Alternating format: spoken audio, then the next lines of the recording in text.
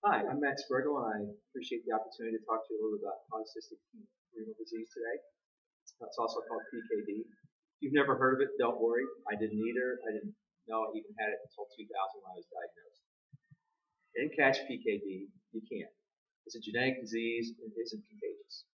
There's a 50% chance of passing it on to your children, and although rare, in 10 to 20% of the cases, it is spontaneous, and some customers just develop it without any history in the family.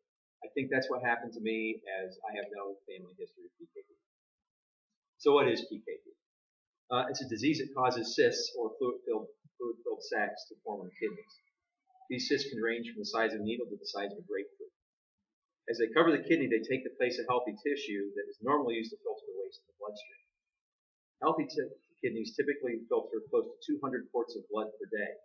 The more healthy tissue is replaced by the cyst, the less efficient the kidneys become. Eventually, they just can't keep up with the waste and they fail. As with most PKD sufferers, I didn't know I had it and wasn't diagnosed until I had to visit my primary care physician due to a bicycle accident. Well, the accident wasn't really the problem. They did the typical, let's take your weight and take your blood pressure, and my blood pressure was 240 over 120. With a normal blood pressure about 120 over 80, that was a warning sign for my doctor to have me tested for PKD.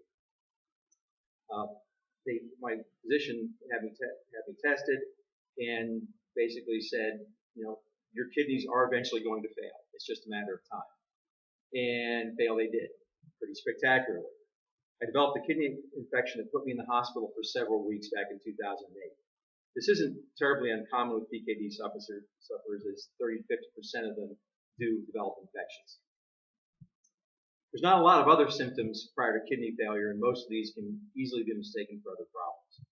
For instance, 60 to 70% of men with PKD have high blood pressure. That's a little bit lower than women.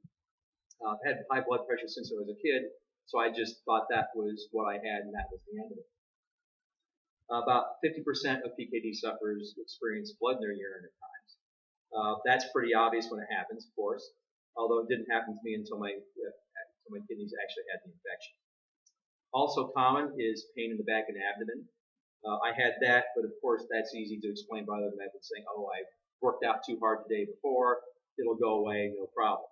That also comes from being a man. We typically don't go to doctors. You can also get kidney stones.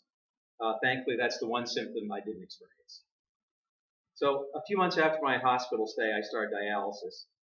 I was already in the early stages of kidney failure at that point and felt absolutely awful.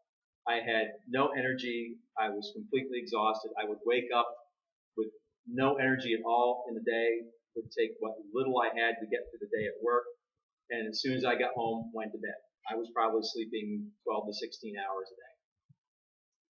And that's just a poor quality of life. And the bad thing was, I just thought I was overweight and lazy. I wasn't connecting it to PKD. I thought this was, just me not taking care of myself. And I really didn't put two and two together until I started dialysis. About a week into the treatments, maybe about a week and a half, I had an amazing turnaround. I just started feeling like $1 million. It just felt like it took 10 years off my life. It's one of those things I didn't know how bad I was until I started feeling better. Since I started dialysis, I've been in the best health I've been in 10 years. I've lost 60 pounds. I started eating better. I probably have now only lost 50 pounds because I put a few back, but I'm pretty stable in that regard. For the last 3 years, I've been in dialysis 3 times a week for about 3.5 hours at a time. Thankfully, I have a very understanding employer that makes this less of a trial for me than it is for some other folks. They regularly let me go a little bit early in the day so I can get on the chair and start dialysis about 4 o'clock Monday, Wednesdays, and Fridays. My blood pressure is under control, and I'm really feeling great. I'm on the transplant list, but I expect to wait another 2 to 3 years. I've been on the list, I think it'll be 3 years this fall. But unfortunately, none of my family qualifies as a donor due to age or other issues, so I'm just in the pool with everybody else. So that's all well and good. What does that have to do with research? Well, I'm otherwise healthy, and I'd love to help with any research in any way I can. I don't have a large pool of funds to necessarily pay for that myself. But I'm certainly available. I'm just waiting for somebody to reach out. Now, the waiting period for a kidney is anywhere from 4 to 6 years for those that can't get a transplant. And certainly, if I can help work towards a cure for PKD or any other disease, that's one more kidney that goes back in the general population for somebody else that for a disease that can't be cured to help out. Now, I'm not the only one. There's other ones out there like me. I'm otherwise in good health. So are a lot of other folks.